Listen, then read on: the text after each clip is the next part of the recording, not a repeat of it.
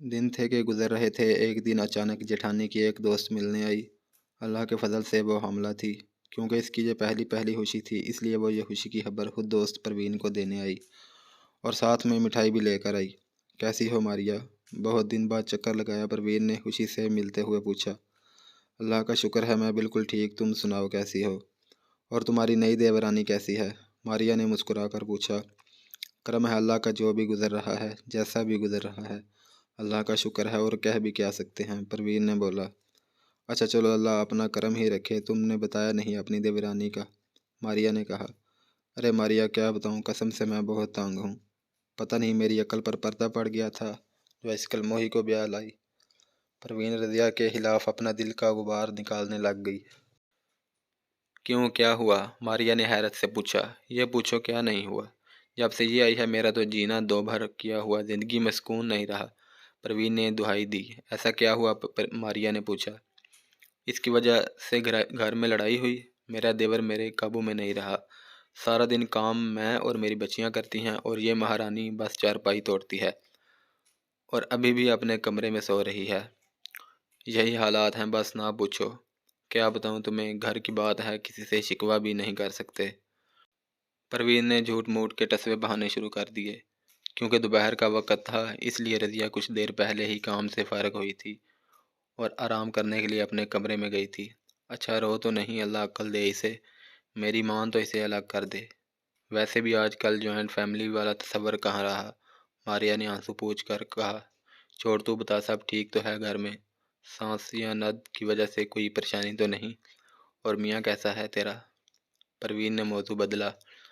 हाँ, सब ठीक है। सास तो बहुत अच्छी है मेरी, और मियाँ की तो मैं क्या ही बताऊँ। इतने अच्छे हैं कि मैं क्या क्या तारीफ़ करूँ। बहुत ख्याल रखते हैं मेरा। और अब तो और भी ज़्यादा जब से खुशखबरी मिली है, मारिया ने प्यार से मुस्कुरा कर शर्मा कर कहा। बस किस्मत का खेल है सारा। इधर मेरी साथ है जिसे रत्ती भर भी परवाह नहीं मेरी, और मियाँ को तो अपने कामों से ही फुर्सत नहीं। परवीन ने अपना रोना रोया। माशाल्लाह, बहुत बहुत मुबारक हो। अल्लाह अच्छे और मुबारक दिन दिखाए। चलो अब बस परहेज़ करना, खाने पीने में भी और आने जाने में भी, परवीन ने खुश होकर कहा। आमीन, मारिया ने कहा। अच्छा तुम थोड़ा बैठो, मैं कुछ खाने को लाती हूँ, परवीन ने कहा। गजब खुदा का, घर में मेहमान आए बैठे हैं और महारानी आराम फरमा रही हैं। जेठानी ने धाड़ से दरवाज़ा खोलकर रज़िया को देखकर कहा। भाभी, अभी मैं आई थी तब तो कोई मेहमान नहीं आया था। रज़िया ने कहा। बहुत ज़ुबान चलने लग गई है ना कुछ तो करना ही पड़ना है तुम्हारा। अब मेरी शक्ल क्या देख रही हो, जाओ और जाकर कुछ खाने को बना दो, जिठानी ने गुस्से से कहा। आप जाएं, मैं अभी बना कर लाती हूँ, रज़िया ने कहा। ओ बीबी, लाने की कोई ज़रूरत नहीं है, बस बना दो, आपकी बड़ी मेहरबानी, ले मैं खुद जाऊँगी। वैसे भी अल्लाह ने इसे खुशखबरी दी है और खैर से वो पेट से है। मैं नहीं चाहती कि तुम्हारी बांझपन का साया इस पर पड़े। वो तो बांझ हो ही, साथ में दूसरों का भी सर लेना क्या। जेठानी ने रज़िया को औलाद ना होने पर बांझ होने का ताना दिया। भाभी, इसमें मेरा क्या कसूर है? औलाद तो अल्लाह के हाथ में है, जब इसकी मर्ज़ी होगी दे देगा। आप अगर दुआ नहीं कर सकती तो प्लीज़ ऐसे मुझ पर बांझपन का धब्बा ना लगाएं, रज़िया ने नम आँखों से सख्ती से गुस्से में कहा। अच्छा अच्छा, अब काम कर दो, जेठानी ने नहवत से नाक चढ़ाकर कहा और चली गई। पीछे रज़िया जेठानी की बातों पर आंसू बहाने लग गई। इसे बहुत दुख हुआ था भाभी की बात सुनकर। औलाद देना ना देना सब अल्लाह के हाथ में होता है, इसमें हम कम तर इंसान क्या कर सकते। मगर बहुत कम लोग हैं जो इस बात को समझते। रज़िया ने आंसू साफ किए और किचन में चली गई और खाना बनाकर वहाँ ही टेबल पर सेट कर दिया और खुद अपने रूम में चली गई, क्योंकि इस तरह वो भाभी का मज़ीद सामना नहीं करना चाहती थी। जेठानी ने अपनी दोस्त को खाना खिलाया और फिर शाम को मारिया अपने घर चली गई। इस सब वक्फे में रज़िया एक दफ़ा भी मारिया के सामने नहीं गई।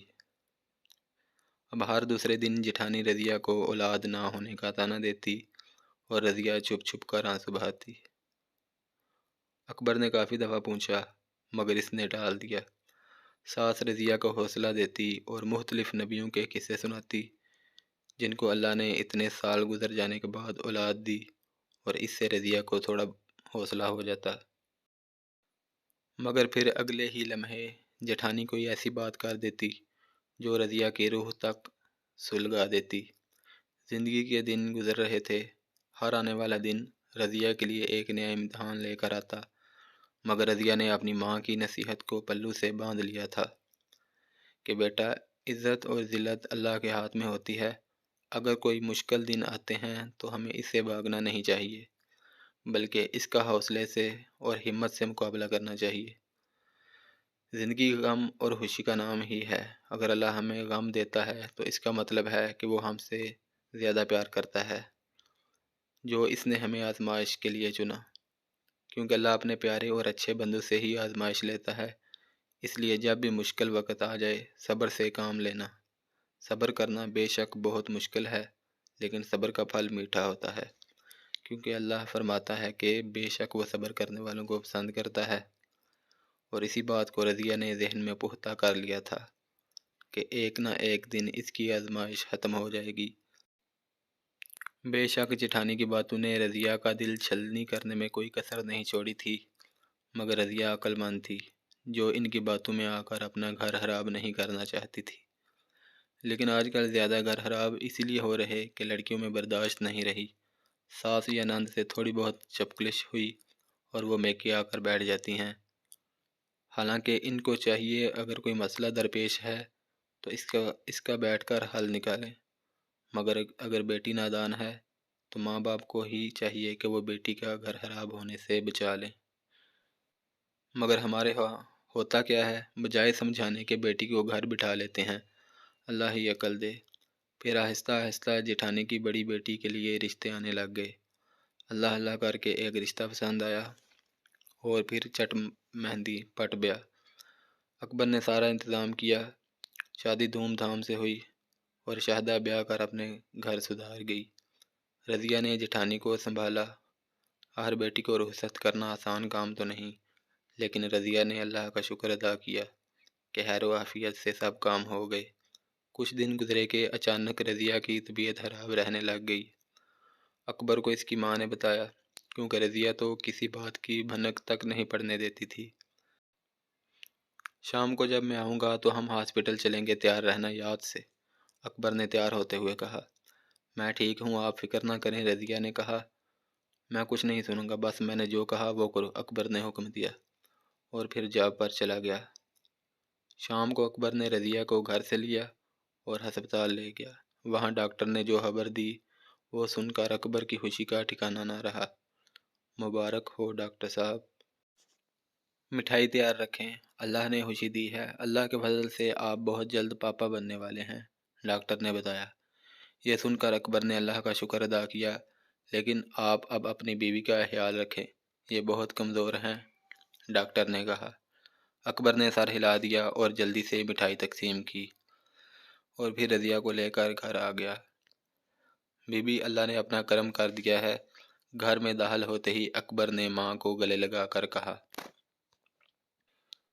क्या हुआ बेटा, माँ ने पूछा। बीबी जान, आप बहुत जल्द दादो बनने वाली हैं, अकबर ने बताया। यह सुनकर माँ बहुत खुश हुई और अल्लाह का शुक्र अदा किया। माशाल्लाह, अल्लाह लंबी हयाती दे, खुश रहो आबाद रहो, माँ ने दुआ दी और फिर अकबर को हदायत की कि वो रज़िया का ख्याल रखे। घर में सब बहुत खुश थे, बहुत खुश। जेठानी को पता चला तो वो बहुत खुश हुई। और जो भी है, लेकिन ये वाकई खुशी वाली बात थी।